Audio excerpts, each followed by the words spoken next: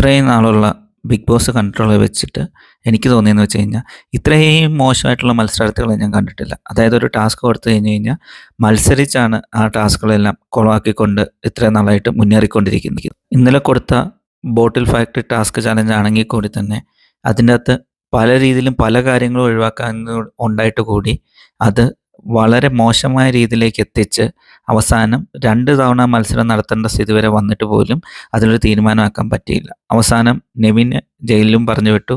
പുതിയ ക്യാപ്റ്റനെ വരെ എടുക്കേണ്ടി വന്നിട്ടുണ്ട്. അതായത് നമ്മുടെ ആര്യനും ഷാനവാസും ഒക്കെ ക്യാപ്റ്റനായിട്ട് വരുന്നതാണ്.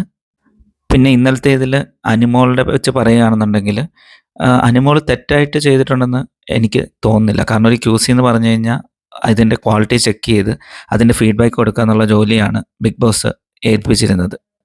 ആ ജോലി പുള്ളിക്കാരി നന്നായിട്ട് ചെയ്യുക തന്നെ ചെയ്തു. പക്ഷേ ക്യൂസി പാസ് ചെയ്താൽ മാത്രമേ ആ ഗെയിമിൻ്റെ അടുത്ത റൗണ്ടിലേക്ക് പോകാൻ പറ്റുമായിരുന്നുള്ളൂ. അങ്ങനെ പോയിരുന്നെങ്കിൽ മാത്രമേ നമുക്ക് അനീഷിന് അല്ലെങ്കിൽ നെവിനൊക്കെ കിട്ടുന്ന കോയിന് അവരെങ്ങനെ അത് ഡിസ്ട്രിബ്യൂട്ട് ചെയ്യും എന്നുള്ള കാര്യം കാണുവാനും ആ ഗെയിം മുന്നോട്ട് പോകുവാനുള്ള ചാൻസ് ഉണ്ടാകുമായിരുന്നുള്ളൂ. അങ്ങനൊരു ചാൻസ് ഇന്നലെ അവിടെ അവസാനിക്കുകയാണ് ചെയ്തത്. പിന്നെ ഇന്നലത്തെ റൗണ്ട് കഴിഞ്ഞപ്പോഴത്തേനും ഒത്തിരി ആൾക്കാർ ഒറ്റയാൻ അത് ഇതെന്ന് പറഞ്ഞുകൊണ്ട് അനീഷിനെയൊക്കെ സപ്പോർട്ട് ചെയ്യുന്ന കണ്ടു. പക്ഷെ അനീഷ് കളിച്ച ഗെയിം കൊള്ളായിരുന്നെങ്കിലും അതിൽ ഒത്തിരി നെഗറ്റീവ് വന്നതായിട്ട് പേഴ്സണലി എനിക്ക് ഫീൽ ചെയ്തു. അനിമോള ജ്യൂസ് കളഞ്ഞതെന്ന് വെച്ച് കഴിഞ്ഞാൽ ഓൾറെഡി ബിഗ് ബോസ് പറഞ്ഞിട്ടുണ്ടായിരുന്നു ക്വാളിറ്റിയുടെ ഭാഗമായിട്ട് കൊള്ളത്തില്ലെന്നുണ്ടെങ്കിൽ ആ ജ്യൂസ് കമത്തിക്കളയാന്നുള്ളത്. പക്ഷേ അനീഷ് അത് എന്തടിസ്ഥാനത്തിലാണ് എടുത്ത് വലിച്ചെറിഞ്ഞത്? വെറുതെ സ്ക്രീൻ പ്രസൻസ് കിട്ടാനും ഒത്തിരി ആൾക്കാർ ആ ഒരു പോയിന്റിനെ പറ്റി സംസാരിക്കാനും വേണ്ടി മാത്രമാണ് ഇത് ചെയ്തതെന്നുള്ളത് യാതൊരു സംശയമില്ലാത്തൊരു കാര്യമാണ്. ഒരു ടാസ്ക് വ്യക്തമായിട്ടുള്ള ഗൈഡൻസ് കൂടി കൊടുത്തു കഴിഞ്ഞ് കഴിഞ്ഞാൽ എന്നെ സംബന്ധിച്ചോളം എനിക്ക് തോന്നുന്നത് വെച്ച് കഴിഞ്ഞാൽ അവരത് വൃത്തിയായിട്ട് ചെയ്യാൻ ശ്രമിക്കുക.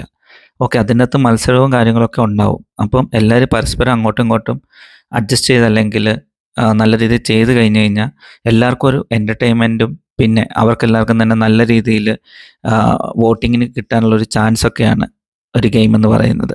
അല്ലാണ്ട് വെറുതെ ഒരു ടാസ്ക് ബിഗ് ബോസിന് കൊടുക്കാനായിട്ട് വട്ടാണെന്ന് എനിക്ക് തോന്നുന്നില്ല. അപ്പം എൻ്റെ ഒരു അനലൈസ് വെച്ചിട്ട് ഞാൻ പറഞ്ഞു വരുന്നതെന്ന് പറഞ്ഞാൽ ഇത്രേ ഉള്ളൂ. ഒരു ടാസ്ക് ഉണ്ടെങ്കിൽ അത് ആദ്യം വൃത്തിക്ക് ചെയ്ത് കാണിച്ചു കൊടുക്കുക. അത് കഴിഞ്ഞിട്ട് അതിൻ്റെ അകത്ത് നായകനാകുമോ വില്ലനാകുമോ അതുപോലുള്ള കളികളൊക്കെ കളിച്ച് വോട്ട് പിടിക്കാനുള്ളത് നോക്കുക.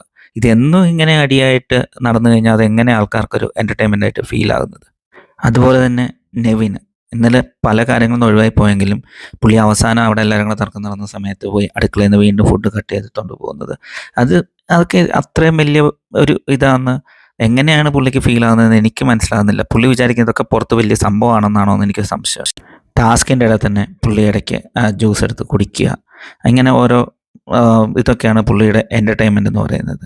അപ്പം എന്തായാലും നമുക്ക് ഇന്നത്തെ വരുന്ന എപ്പിസോഡ് കാണാം, നോക്കാം എന്തൊക്കെ ഫീഡ്ബാക്ക് അവർക്ക് കിട്ടിയിട്ടുണ്ടാവും. ഇൻറ്റേർണലി അവർ തമ്മിൽ എങ്ങനെ ഇത് കോൺഫ്ലിക്റ്റ് വർക്കൗട്ട് ചെയ്തിട്ടുണ്ടാവും. ഈ ഒരു ടാസ്ക് ഇന്നെങ്കിലും എന്തെങ്കിലും നടക്കുമോ അതോ ഇന്നത്തോടു കൂടി ഈ ടാസ്ക് അവസാനിക്കുമോ? നമുക്ക് നോക്കാം. Thank you.